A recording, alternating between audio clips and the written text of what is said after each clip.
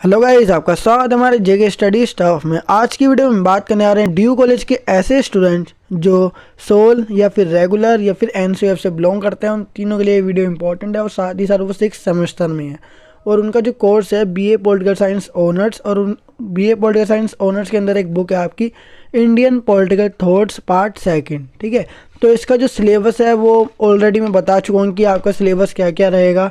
और साथ ही साथ यूनिट फर्स्ट की जो आपकी 3 वीडियोस है, मतलब लगभग आपका जो चैप्टर है यूनिट फर्स्ट का वो कंप्लीट हो चुका है, या आप कह सकते हैं यूनिट फर्स्ट आपकी जल्दी कंप्लीट हो जाएगी इस वीडियो के थ्रू।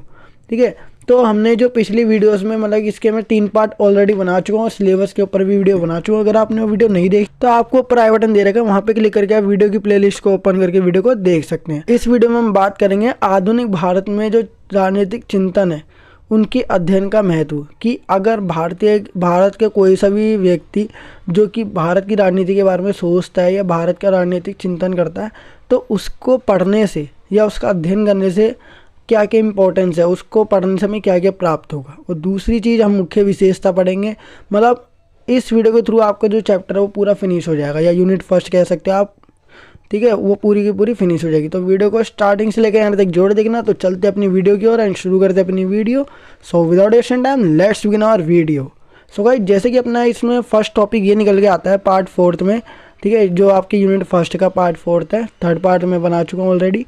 तो आधुनिक भारतीय चिंतन के अध्ययन का महत्व, मतलब आधुनिक भारत के जितने भी राजनीतिक चिंतन है जिन्होंने क्या करा है, भारत की राजनीति में अपना योगदान दिया और भारत की राजनीति के बारे में कुछ ना कुछ सोचा जिसकी वजह से उन्होंने क्रांति ला दी थी।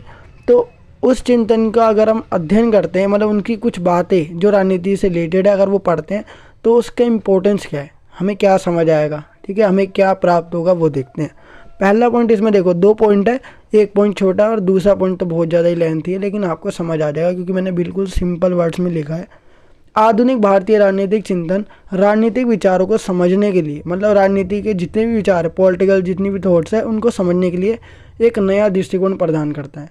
ठीक है, अगर मान के चलो कोई राजनीति के अंदर कोई ऐसा तथ्य है जो समझ नहीं आ रहा है, लेकिन अगर कोई भी राजनीतिक चिंतन, ठीक है, अगर उस टॉपिक के बारे में अगर आपको अपने वर्ड में समझाता है तो वो आपको जल्दी समझ आ जाएगा। मतलब उस पर अगर अपने व्यू रखता है, अलग अलग लोग क्या करेंगे, अलग अलग व्यू रखेंगे। कुछ हो सकता है कि थोड़ा बहुत सेम हो, लेकिन हर किसी के थॉट्स क्या होंगे, अलग अलग। तो आपको क्या मिलेगा, एक पॉइंट मिल जाएगा, मतलब एक्स्ट्रा पॉइंट क्या होंगे आपके अंदर ऐड होते जाएंगे कि हाँ ये भी हो सकता है, ये भी हो सकता है।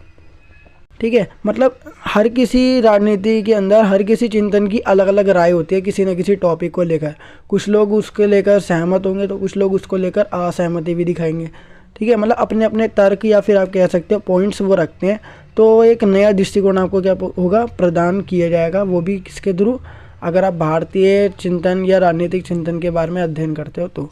देन दूसरा देखो बेनिफिट क्या हो सकता है, भारतीय विचारकों को जो बात पश्चिमी विचारकों से अलग करती है वह ये है कि उनके विचार भविष्योन्मुखी थे। मतलब भारत के जितने भी राजनीतिक चिंतन है उनको पश्चिमी विचारकों से अलग रखने वाली बात यह है कि वो भविष्योन्मुखी थे, लेकिन साथ ये विचार उनके समय से भी जुड़े हुए थे। मतलब भविष्योन्मुखी मतलब ऐसे विचार जो उस समय तो काम आएंगे जिस समय वो विचार सोचे जा रहे हैं, लेकिन साथ ही साथ फ्यूचर को भी देखेंगे।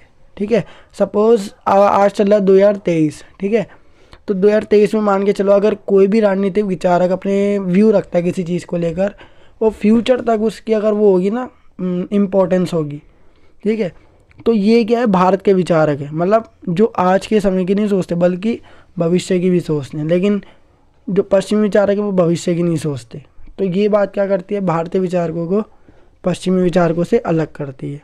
ठीक है, अंबेडकर, गांधी जी और नेहरू जैसे आधुनिक भारतीय विचारक न केवल अपने समय की राजनीति का और अन्य चुनौतियों से निपटने में लगे हुए थे, बल्कि वे साथ ही साथ समाज, राज्य, राजनीति के बारे में भी चिंतन भी कर रहे थे। मतलब वो केवल भारतीय विचारक, मतलब भारतीय विचारक नहीं थे, बल्कि उन्होंने किस किस के बारे में सोचा है, समाज के बारे में भी सोचा है।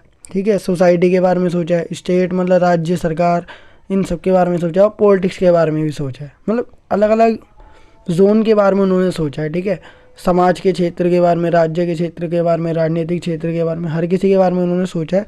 अंबेडकर, गांधी जी और नेहरू जैसे विचारक जो थे, ठीक है, भारतीय राजनीतिक चिंतन हमें न केवल उस समय की चिंताओं और समस्याओं के संबंध में जानकारी प्रदान करता है, बल्कि ये हमारी वर्तमान की चिंता और समस्याओं के उपाय से भी अवगत कराता है। मतलब जो भी चिंतन थे महात्मा गांधी, अम्बेडकर और नेहरू जी, ये ना केवल उस समय के बारे में हमें चिंताओं के बारे में बताते हैं कि समस्याओं के बारे में बताते हैं, बल्कि भविष्य में तुम किस किस चुनौतियों का सामना कर सकते हो उसके बारे में भी अवगत कराते हैं। मतलब हमें सचेत कर देते हैं पहले से ही कि भविष्य में तुम्हारे साथ ये हो सकता है, तो तुम इस उपाय का यूज़ कर सकते हो, जैसे कि हमने किया है। ठीक है, तो अम्बेडकर, गांधी जी और नेहरू जी इस प्रकार के विचारक थे जो भविष्योन्मुखी, मतलब भविष्य के बारे में भी सोचते थे और हमें अवगत करवाते थे, वो भी पिछले उपायों से। ठीक है, जो उन्होंने पहले किए थे। तो गाइस ये अपना छोटा सा टॉपिक था महत्व के बारे में। अब हम देखेंगे एक बड़ा सा टॉपिक जो कि अपना इम्पोर्टेंट भी है और एग्ज़ाम में कई बार आता भी है। ठीक है, तो देखो इसका जो आपको स्क्रीन पे दिख रहा होगा, ये 3 तरीके से पूछा जाता है क्वेश्चन, लेकिन आंसर सबका एक ही होगा। आधुनिक भारत में राजनीतिक चिंतन की मुख्य धाराएं बताइए। दूसरा पॉइंट ये बन के आ सकता है, आधुनिक भारत में राजनीतिक चिंतन के बुनियादी सिद्धांत बताइए। या घुमा के एक और आ सकता है क्वेश्चन, आधुनिक भारत में राजनीतिक चिंतन की मुख्य विशेषता बताइए। तीनों अगर आ जाए कोई सा भी, बस इसमें 3 वर्ड ही चेंज हुए हैं, धाराएं, बुनियादी और विशेषताएं। ठीक है, बाकी सब कुछ सेम ही है पिछला जो पूछा गया। तो देखो इसमें आपकी विशेषताएं क्या रहेगी भारतीय राजनीतिक चिंतन की, और बुनियादी सिद्धांत क्या रहेंगे, और धाराएं क्या रहेगी। ठीक है, वो पढ़ेंगे, सबका आंसर एक ही है। तो देखो सबसे पहला अपना निकल के आता है टॉपिक, धार्मिक सामाजिक सुधार आंदोलन। मतलब धर्म का और समाज के लिए सुधार के लिए क्या चलाया गया था, एक आंदोलन चलाया गया था। तो इसको पहली विशेषता मान सकते हैं हम किसकी, आधुनिक भारत में राजनीतिक चिंतन की। जिन्होंने राजनीति के बारे में सोचा है, तो उन्होंने सबसे पहले किसके लिए सोचा, धर्म को सुधारने के लिए और समाज को सुधारने के लिए आंदोलन चलाए। अब देखते हैं इसमें क्या पॉइंट निकल के आ सकता है।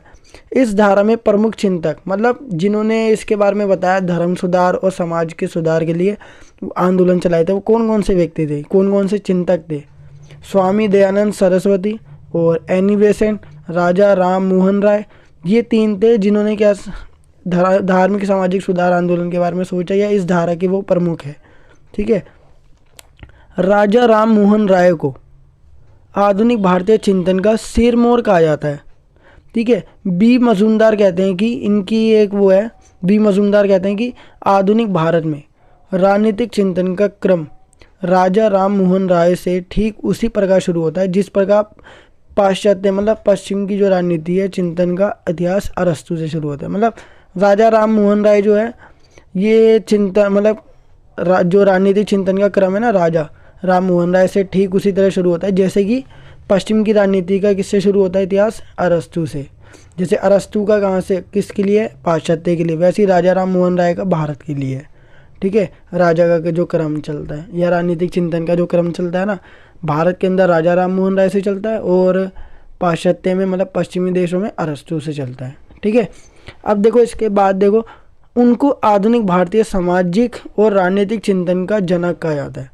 ठीक है, इन्होंने समाज के बारे में सबसे पहले सोचा था, दूसरी बार राजनीतिक चिंतन का भी इन्होंने मतलब जन्म दिया था। सबसे पहले पॉलिटिकल के बारे में सोचना या उसको सोचकर क्रांति लाना, जनता को अवेयर करवाना। ठीक है, तो इसके बारे में ना सबसे पहले राजा राम मोहन राय ने सोचा था, और ये वही व्यक्ति है जिन्होंने सबसे पहले समाज के अंदर समानता की बात रखी थी कि पुरुष और महिला समान है। ठीक है, बराबर है और किसी प्रकार का भेदभाव नहीं होना चाहिए।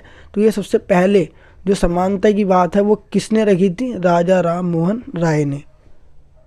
अब आगे देखो इसमें बोला गया, एक धर्म सुधारक, समाज सुधारक और राजनीतिक विचारक के रूप में उन्होंने देश की समस्याओं के लगभग सभी पहलुओं को छुआ।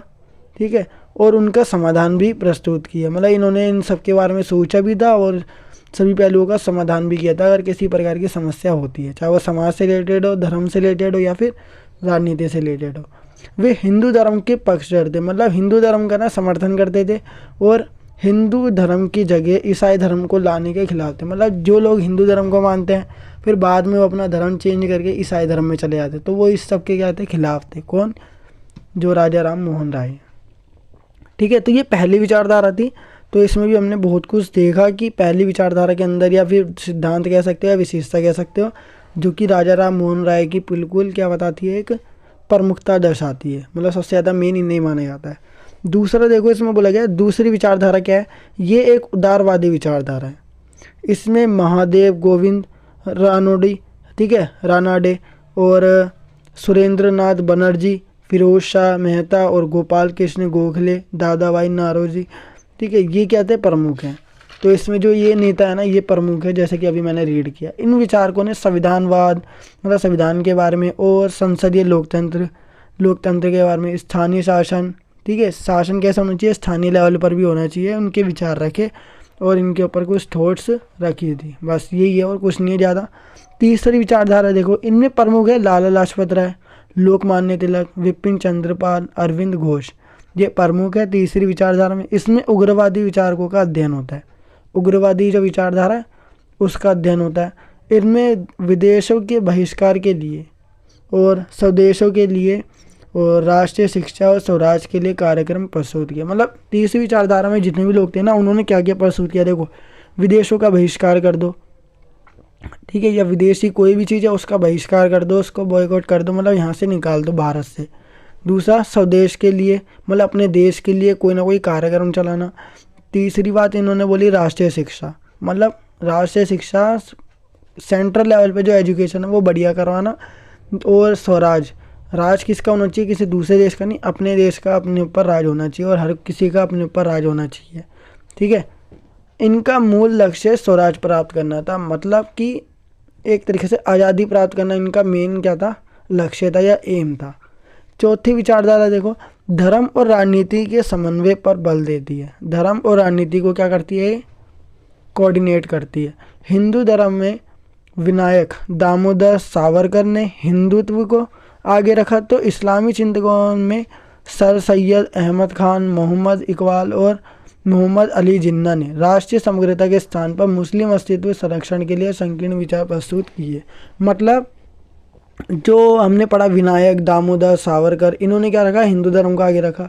तो बाकी जो ये थे सैयद अहमद खान और मोहम्मद इकबाल, मोहम्मद अली जिन्ना, इन्होंने क्या रखा, राष्ट्र को जोड़ा नहीं बल्कि राष्ट्र का खंडन करते हुए मुस्लिम धर्म को क्या करा, अपने धर्म को चुना था, ठीक है। जैसे कि आपको पता लग रहा है इसमें मुस्लिम नाम है और ऊपर वाले में जो है दामोदर, विनायक, सावरकर, ये हिंदू है, तो इन्होंने हिंदू धर्म को आगे रखा, ठीक है। और बाकी जो मोहम्मद अली जिन्ना, इकबाल है और अहमद खान है, इन्होंने क्या करा था, समग्रता, मतलब राष्ट्रीय समग्रता नहीं रखी, मतलब राष्ट्र को जोड़ के नहीं रखा। इन्होंने क्या करा, भारत के टुकड़े किए और उसके बाद पाकिस्तान के अंदर मुस्लिम उसको राज्य बना दिया, एक तरीके से कह सकते हो मुस्लिम कंट्री बना दिया उनको, ठीक है। तो अपने मुस्लिम धर्म को इन्होंने क्या करा, संरक्षण दिया, एक तरीके से हम कह सकते हैं, ठीक है। पांचवी विचारधारा, ये समन्वयवादी धारा है। इस धारा के प्रमुख विचारक रविंद्रनाथ टैगोर, महात्मा गांधी और जवाहरलाल नेहरू है। महात्मा गांधी जी अहिंसा के प्रबल समर्थक थे, मतलब अहिंसा, कभी भी खून खराबा नहीं करना, हिंसा का रास्ता कभी नहीं अपनाना, ठीक है, अहिंसा के साथ चलना है। दूसरा, सत्याग्रह संत थे, मतलब सत्य की राह पे चलने वाले थे। उन्होंने ना केवल भारत में राजनीतिक क्षेत्र में काम किया, ये केवल पॉलिटिक्स में काम नहीं करके गए थे, बल्कि विश्व की राजनीति चिंतन को बड़ी क्रांतिकारी मौलिक देन दी है।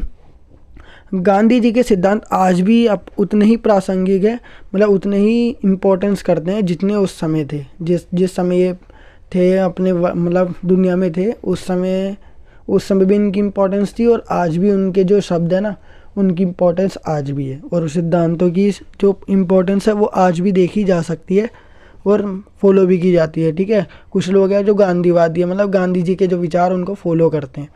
जवाहरलाल नेहरू विश्व के ऐसे नेता थे जो बहुत प्रसिद्ध थे, मतलब फेमस थे, ठीक है, तथा ये स्वतंत्रता के बाद भारत के प्रथम प्रधानमंत्री भी बने हैं। और इन्होंने स्वतंत्र आंदोलन में भी भाग लिया था, ठीक है, मतलब आज़ादी की जो लड़ाई थी या आज़ादी के लिए जो भी आंदोलन चलाए गए थे उसमें भी इन्होंने भाग लिया और आज़ादी प्राप्त करने के बाद शासन का सफल संचालन भी किया। मतलब जैसी आज़ादी मिल गई तो उन्होंने देश पे क्या करा था, एक प्रधानमंत्री के रूप में काम किया और देश को सही प्रकार से चलाया। सो गाइस, ये था अपना चैप्टर जो कि अपनी फर्स्ट यूनिट का है और पॉलिटिकल साइंस की जो बुक है ना आपकी, Indian political thoughts part second का, ये फर्स्ट यूनिट है आपकी। तो इस वीडियो के थ्रू आपकी जो है यूनिट फर्स्ट वो कंप्लीट होती है। देन इसके बाद हम बात करेंगे यूनिट सेकंड की, जो राजा राम मोहन राय के ऊपर है, ठीक है।